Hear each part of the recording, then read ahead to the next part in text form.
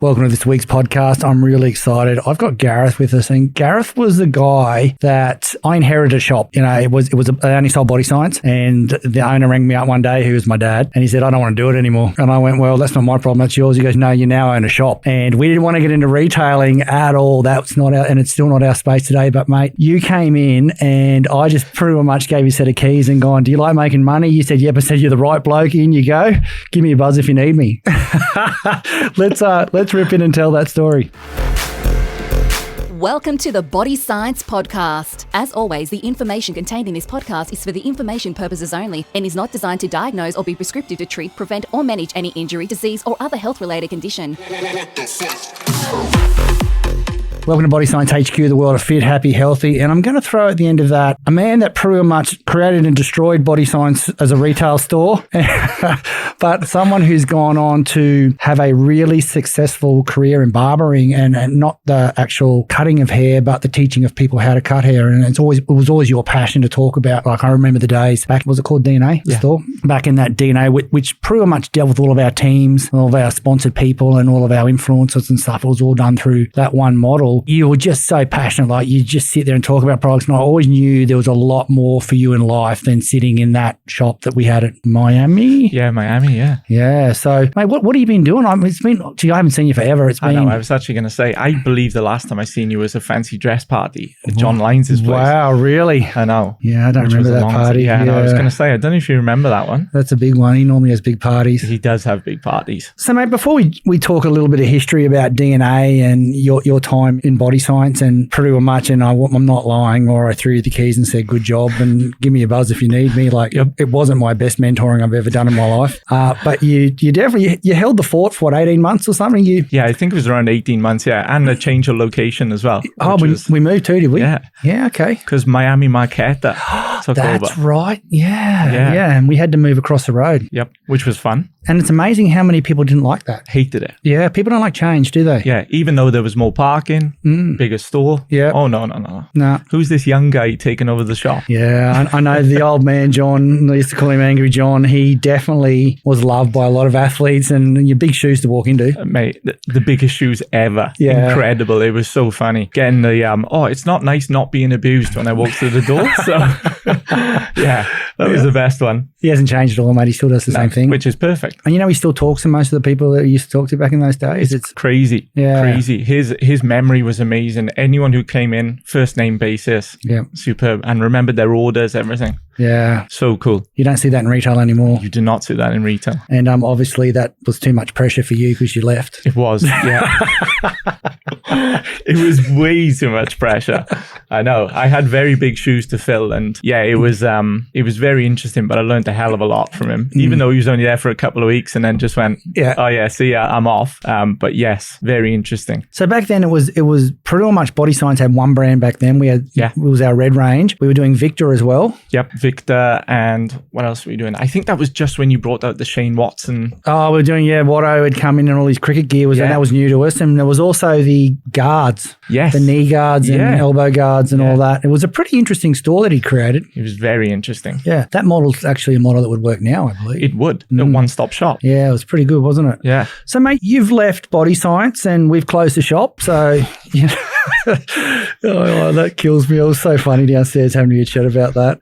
Yeah, but, great. Thanks. Yeah. But you're now doing something really special. You've created the Barber Academy. Yep. And barbering is going through the roof. Like, it's a journey these days, isn't it? Yeah, it's absolutely bonkers. It's just seeing it from the past 7 years, like I was speaking to you about. It's absolutely crazy how much it's growing and continuing to grow as well. So yeah. And what made you go from working in a retail store to setting up like your school is hundreds and hundreds of kids now, male and female. Yeah. And we're talking Gold Coast, Brisbane, Sydney. Yeah, so Gold Coast and Brisbane at the moment, and then Sydney in June. Yeah. And then hopefully Melbourne, New Zealand, fingers crossed. But yeah, it was nuts. I still actually remember the phone call I received in the shop from my mum, who has been in education, and she kind of just goes, oh, look, the school I'm working at is looking for a fitness trainer. That's right. You went and trained some PTs for a while, didn't you? And they were like, oh, well, you've never taught before. Do you fancy doing it? And I was like, I don't know how I feel about that. And I remember coming to speak to you and you were like, yeah, do it. Yeah, chase your dreams, mate. You got to go get it. Yeah. So hilarious. Like I was telling you the story, the last time I walked through here was with my resignation letter.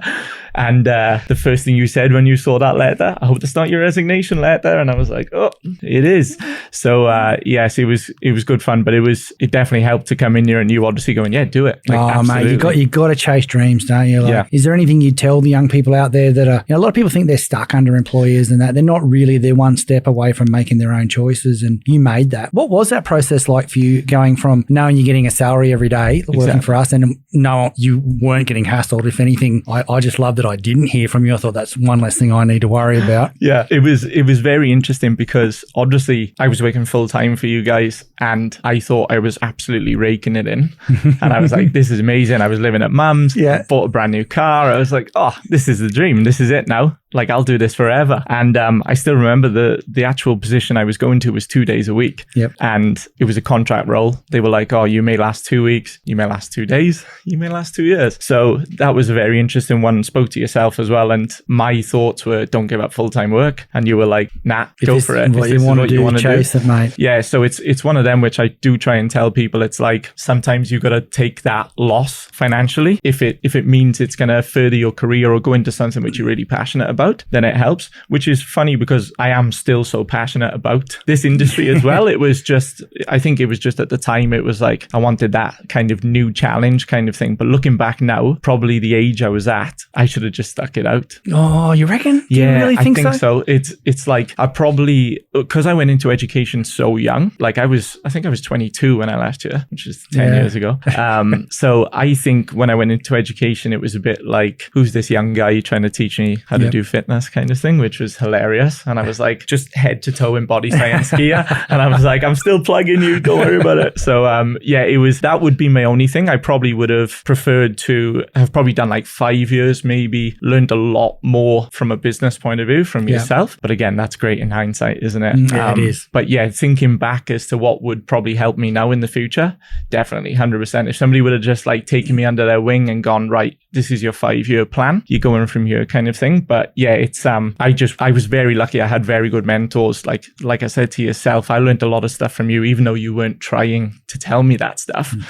I learned a lot of that from a business point of view. So I was very lucky. I had very good mentors when I was younger. And that would be my advice to these young people. I say it to the young barbers all the time. I'm like, pick a barber and like, just pick his brains all the time. Just be like, how can I do this? How can I do that? Constantly learn. That's probably the best one. And we try and say to all of our educators, it's like, you just got to be learning all the time. It's like professional development, right? Yeah. So yeah, that would be my kind of one. Just keep on learning. So look, you've dropped the Barber Academy into that discussion. So let's go into that. What are you teaching? Because a barber experience now is way more than just getting your hair or your beard done. Like and I shouldn't say that, like it's unisex, but yeah. What is the process like to go through your academy and get qualified? Yeah, it's crazy. I mean, the qualification is 80% hairdressing, right? Is that okay? So you can imagine how many guys come in going, I'm going to do sick fade shaves. And we go, you're doing long hair for the first 6 months. They kind of go, oh, I didn't sign up for this. So yeah, it's a very interesting process. We kind of go through all of the foundations of hairdressing and whatnot, and then go into the fun stuff, we like to call it for our students. But yeah, it's a very interesting process because like what you said, it's not just you come in, get a haircut, leave. Like we're now introducing mental health, which we call mental fitness into the courses. I like that. Because as you probably know, when you sit in a chair, you seem to tell barbers anything. So that was one of the major things for us was because there are a lot of young barbers coming through and they were like, oh, somebody told me they were thinking about doing something very serious. And it's like, well, how do you deal with that? Not kind of saying from a professional point of view, but just going like, how do you take that on board? That might be your first cut of the day. And then you cut 14 people in the day. You've got to take that with you, then take that home. Yeah. So yeah, that was one thing which was really important to us to kind of put into it, because that was the whole reason I got into barbering, was to take my mind off my mum being sick. So I always kind of track that back and go, that was my kind of, I can talk to my mates, but not really talk to my mates. Yeah. So I just cut their hair and talk about my mum being sick, what's going on and everything. But I wasn't really thinking, oh yeah, I'm breaking down to my mate. It was just, I was butchering his hair and just chatting absolute rubbish, basically. So yeah, that was the main reason why we started the Barber Academy. So very, very interesting story behind it. But yeah, mum got sick, double pneumonia. It was basically, I got a phone call saying like, come and say goodbye to her kind of thing. Oh no. So I went to hospital and I was like an absolute mess,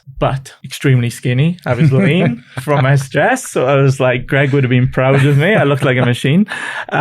So it was a very interesting time at the moment. A lot of ready to drinks. I was smashing them. Yeah. So yeah, it was very interesting. I remember going in and saying to mum, I was like, oh, I've just started watching YouTube and cutting hair just to take my mind off stuff. And she like broke down crying, going, oh, you're following after me, the hairdressing kind of thing. And I said, oh, I think I'm going to become a barber. I'm going to go into a barber school, blah, blah, blah, and all of this. And I tried looking for a week, couldn't find any schools. The only one was TAFE, but you had to be an apprentice. So I'm like, geez, how do I get into this industry? Yeah. So I went back, spoke to mum, and she was like, oh, why don't we just start our own college? And I was like, yeah, whatever. Not that easy. We already had a hairdressing college, but at the time, times were tough. Yeah. And it was like, we had no finances whatsoever. I went back home, continued to just watch YouTube, cut hair and whatnot. And then I went back into hospital the next week, and mum had designed our logo, the Barber Academy Australia. That's awesome. And then we just went, all right, let's just bite the bullet. So we did it from there. How good is that? Yeah, so it's a pretty interesting story. I love it when mum and dad give that, you just needed that step, didn't you? Exactly. You were doing everything you needed to do. You just needed someone to say it's okay. Yeah. And she was in hospital when that was happening. Yeah, she was in hospital. Wow. Yeah, she lost 30, I think it was 37 kg in hospital. But funny thing, right? So, she's going to kill me now. the Bodysciences bars, the banana, the banana bread ones, she was like, that's all she could keep down. So she used to have the box next to her bed, right? And she still does it now. Every single day I go in her fridge, she's got like this little treats fridge in the like a bars selection. Yeah. And it's like chocolate everywhere. And then there's just BSC, just bars everywhere. And I'm like, she just doesn't eat. She just lives off bars. Like it's, again. You better grab some when you go because they're being discontinued. Don't tell her that. Cut that out. But no, she's like, because she is such a busy person, and that's probably what I get it from. But it's so funny. And again, I'm not plugging you, but she absolutely loves them. She's like, it's so nice to have something which I know is a lot healthier than smashing a chalky bar or something like that. And yeah, it fills her up. So hilarious story. How's the health now? Is it all right? Great. Yeah, good. Yeah, absolutely great. So she's now a hell of a lot healthier, seeing as she's only technically got like 1.5 lungs, which is, yes, still shocks me to the day when I see her. But yeah, it's such a weird story to tell people as to how we started. But I still remember how you started in your garage. Yeah. And that's the thing. So that's what I was like, I was kind of saying to Ash, I was like, oh, it's quite funny because there are some kind of similar, I know it's completely different. No, massive similarities. Like not walking into a structure, not needing an office, not having all the things that stop people moving ahead. When I started, I didn't pay myself for first 3 years of Bodysciences. Like to lease an office was just something I could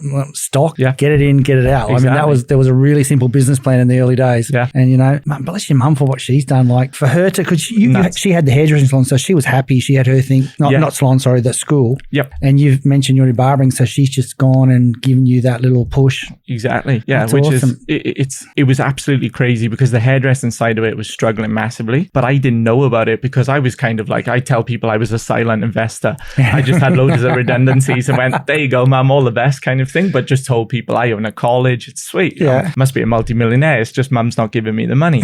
And yeah, it was hilarious because when she went in, also another member of the team quit when she went into hospital, and she was looking after the finances. Yeah. And yes, there was some rather dodgy stuff. I remember having a phone call with my friend who's an accountant, and he was like, close it up, mate.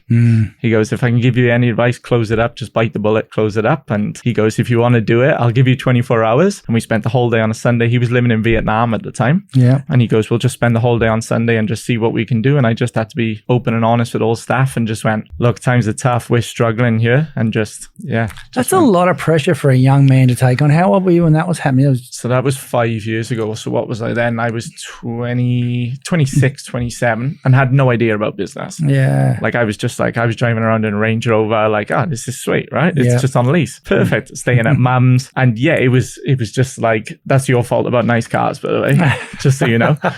I always used to see the Bodysciences BMWs and I was like, I'm going to drive a Beamer one day. I know. Good times. You fall back to your pre-BMW baseline happiness after a while. So it's a very short short-lived happiness. Yeah. And that's the funny thing now, because I tell everyone, I'm like, it's sad that I've now learned that the hard way. And that's what I tell everyone as well. There's people in the college at the moment going like, oh, I can't wait to buy this. Why don't you have a nicer car? And I'm like, well, what's the point? For a week, I'll be like, oh yeah, this is amazing. And then I'll go, oh, really could have done with that money. So all your priorities are in different places now. Exactly. You've got a growth plan, don't you? You want to go to Sydney, Melbourne, New Zealand. That doesn't happen. Exactly. With a Lamborghini sitting out the front. No, it doesn't. I don't think I could drive to Sydney with those seats. I don't think so. So yeah, it's very interesting. So mate, tell me about barbering. Why is barbering, like you talked about hairdressing and barbering, like for the uneducated, they both pretty much do the same thing, except barbers have turned it into a male pampering through the roof. Exactly. Why? Because I'll tell you my story. Okay, so I'm 53. I'm an old dude. No way. We got barbered when we were kids because dad, mum, barber, boys go to barbers type thing back in that old assimilation time when we were all told to do what we do. Then mum took the reins and it was all hairdressers. Didn't even see a barber. I don't think I saw a barber shop for years. Yeah. Now I can't drive 2 blocks down the road without seeing a barber or seeing a home barber. Yeah. So why? It's a bit of an interesting one. I think the world has changed in general. It's like, I remember moving to Australia, and I still remember you telling me about, you went to a conference in Hawaii and you were like, I just wore thongs, shorts, singlet, and everyone was in suits, and you were like, oh, it's the Aussie way kind of thing, right? So that was the thing. When I moved to Australia, it was like, it doesn't matter how you look. It was like, nobody cares about what clothes you wear, nothing. Now that's starting to change massively. It's like, oh, what are those shoes? Oh, what's that t-shirt you're wearing? And it's starting to become the UK, America. So that's what I think has happened. Obviously, a lot more of us Brits have come over as well, which doesn't help because we're very vain. And it's like, you've got to look amazing to impress the girls.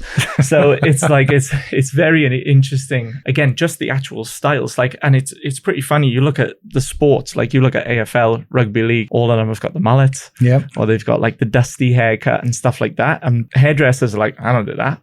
I'm not doing that. Like, I'm not. Cool. And it was quite funny because they kind of went through the thing of, oh, I'm not cheapening myself to do styles like that. And now I know people who charge $120 to do a mullet. Because they're like, well, I can make you look exactly like whoever. So it's very interesting. But I mean, the pampering side of it is like, guys can get their nose waxed now. It's like they can get their beards touched up. Whereas before, and a lot of hairdressers don't want to do that because they're just like, oh no, I don't feel comfortable doing that. Or they're just like, I have no interest in doing that. So yeah, it's been very interesting. It used to be like a 10-minute cut, get out kind of thing. Sweet, $20. Now it's like you stay in there for an hour and a half. You get the full pamper treatment, facials. Probably having a beer. I know, exactly. Exactly. And that's the thing. It's kind of like that. I was telling somebody this the other day. It's kind of like a social club back home where somebody would go and play like a game of pool or snooker and go and have a beer and then go home to their missus and kids and stuff like that. I feel people do that to barbershop. They go, oh, this is my out. I don't think about anything else. I can sit in the chair. Somebody can make me look beautiful and I can go home and just be like, cool, that's the hour I've had. That's my home time. Instead of going to the pub, getting leathered or whatever. It's pretty much like the gym. It's like your gym and your barber is like, that's set. Like, that's what I do. Some people are going to the barbers every single week.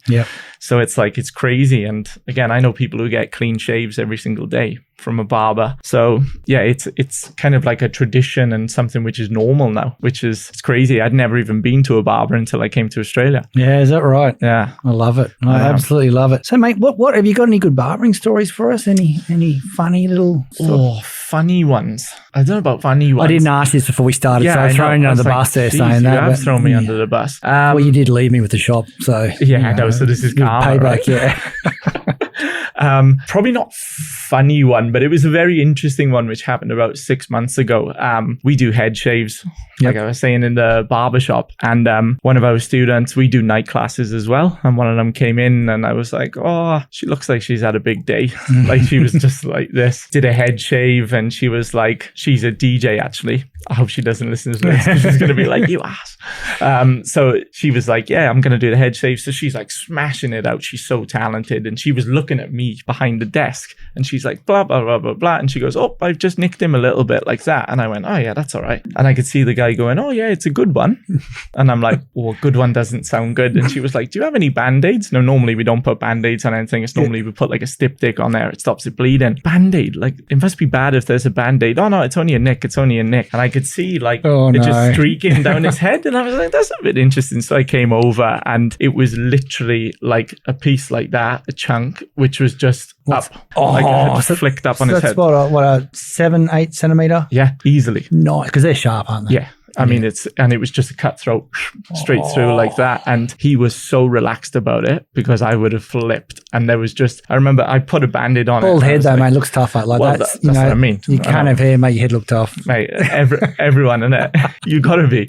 So yeah, it was very interesting because I was like, I didn't actually know what to do. I was like, I think you need stitches. And he was kind of like, I'll be all right. He was very chilled out. Let's just say that. Wow. So yeah, probably not funny, but an interesting story anyway. That is an interesting one. Yeah. Are there things that barbers have to say no to? Well, it's an interesting one. I think it's starting to change a lot now because it is such a competitive industry. They feel like if they say no, they're just going to lose business kind of thing, which is crazy. It's the same as, and again, I kind of learned this from my time here in my very short time. It is very interesting about the price of a product because that was one thing which I did not understand. Obviously, I'd never been in retail before I started here. So when people were telling me the price of stuff, I was just like, I don't understand. So that was the thing when a lot of barbers say like they charge $30 for a haircut. And I'm going, oh, well, they're there for an hour. You should be charging 60. Mm-hmm. And they go, oh, but I'll lose people. And I go, well, if you lose half of your people, you're still making the same money. Still making the same. And it's like the actual, like I'm not trying to teach business to the barbershops, but just that like kind of respecting your time kind of thing. And it was funny. I still remember the breakdown you gave me of the shop. You were kind of like, well, these are the hours you work. So that's kind of what we have to do to break even. Yep. And I hadn't even thought of that because obviously nobody had ever told me before. So I was like, what do you mean? What do you mean you got to cover my wage? Like, surely you can cover my wage like that. And you were like, well, you've got to sell this much to get that. And then it was like, right. Oh, okay, so I did give you one bit of advice when I threw the keys. That's good. Can you make this, please? So I don't have to report it back to anyone. I remember our meetings.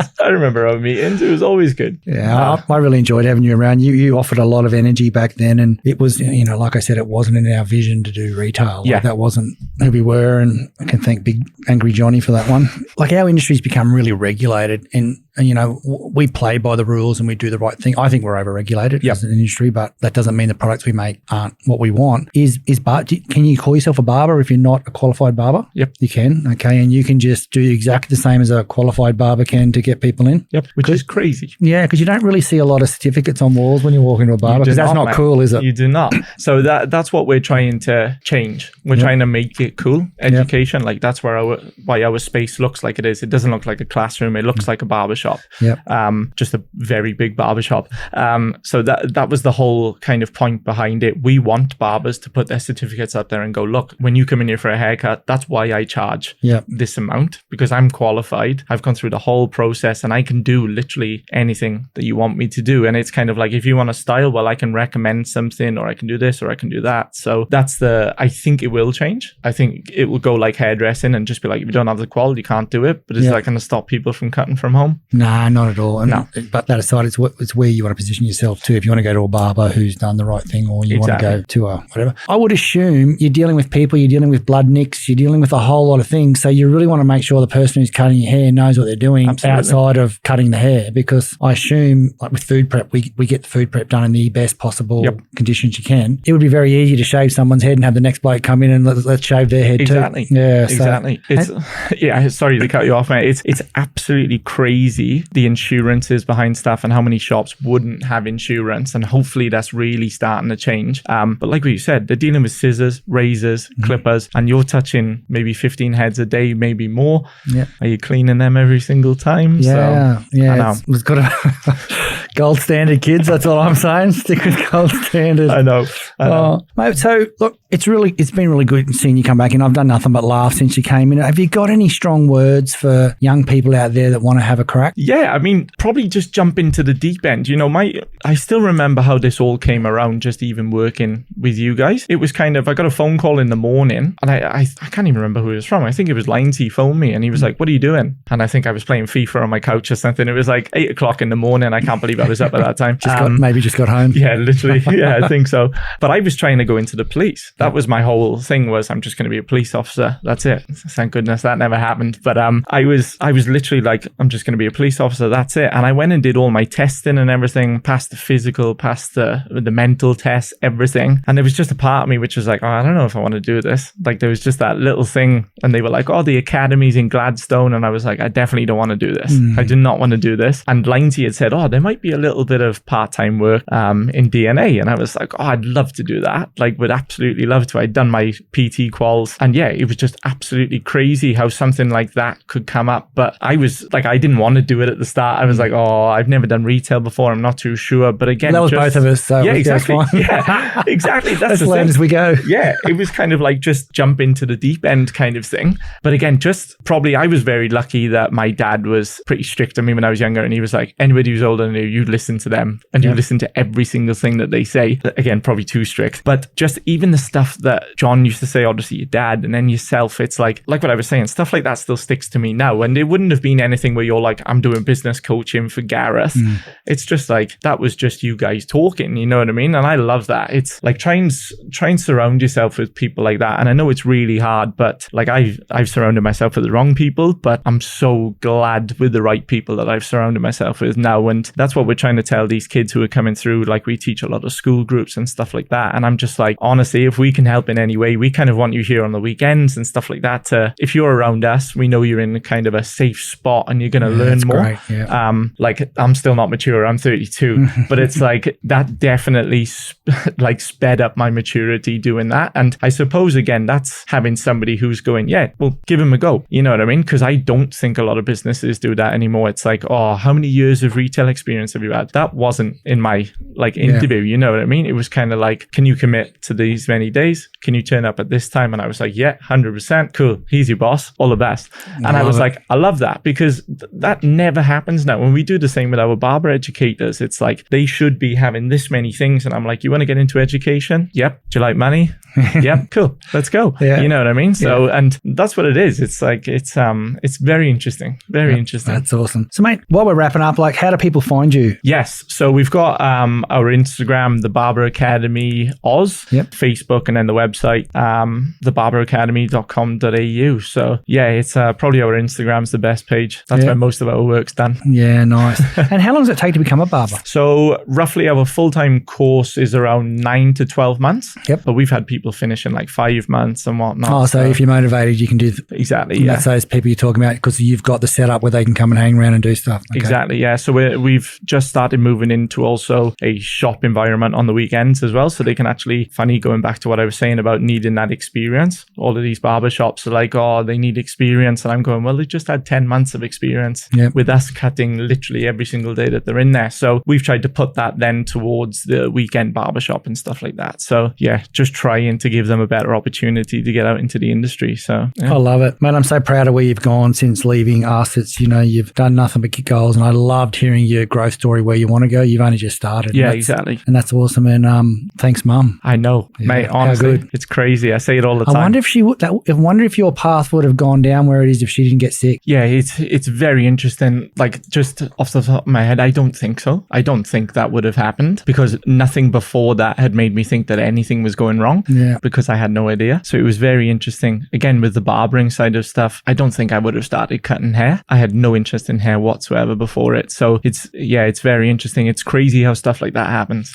It is, because, as a parent, and you mentioned earlier that your mum had been given the come and see me, this is it. So she would be thinking, okay, if she wasn't sick, she wouldn't have given up on her hairdressing. She would have pushed that hard, because that's what people do. But she's gone, you know what? I need to set my son up here. And she's gone, he loves barbering because he's watching YouTube videos. So there must be some passion there. So she's gone, and without asking, and I know this is the beginning of the story, but she's designed a logo, set a name up, and done all that real vision stuff, and given on a plate the permission to do that. Like, I just, you look at what happens in life and you talk about lefts and rights and, crossroads and stuff. That's an amazing crossroad where your mum was all about you and said, and now she's in the business and healthy and life's great and everything's turned around. You guys are doing extremely well because you're not caught in you got yourself a nice little niche in barbering in that space at the time when barbering just took off. So exactly, give you full cred for that. Wish you did that when the shop was open. Yeah, I know. So it's just a really nice story to catch up with you and hear that parent love where, because I can tell you to peel Body Science away or a business away from me, you're peeling it off me like it's tough. Because, absolutely. And I know so many brand owners and retail chain owners that are saying they love what they truly, truly love what they do in our industry. And for your mum to do that and go, I'm going to set you up thinking she's not going to be there. Yeah. I just love that. Like that's an amazing story, and you are one lucky human to have a great mum. Mate, 100%. She's literally, whoever meets her, just, it's kind of like, oh yeah, I'd expect her to do that, which is like, I know it was, yeah, it's not emotional saying it, but it's like, I'm so lucky to have someone like that. Like, because my mum and dad, complete opposites. Yeah, complete nice. opposites. So yeah. So mate, you've look, finishing up, you've got a podcast yourself. What's it called? I do Spoken. Yeah. So that's barbers, tattooists, all cool people in your little world. Yep, pretty much. So where do we find that? So that's on Apple, Spotify, YouTube, the regulars. Yeah. So you'll catch the Body Science podcast on Spotify, YouTube, SoundCloud, iTunes, and you can grab it on our website at bodyscience.com.au. Obviously, I have to let you go now because I've got to negotiate you putting protein bars in all your barbershops. So that's something that I need to talk about. That's a great idea. Yeah, it is a good idea. It is a great idea. I know you're going to hit me back on margin now. I need to see the margin, Greg. So, mate, I'm actually loved having you on, and like you were the person that destroyed Body Science ever going into retail. You'll always own that. I'm so glad we reached out and you've come on board because it's really nice to talk to a good person with a great story. Well done. No, it's awesome, mate. Thank you for having me.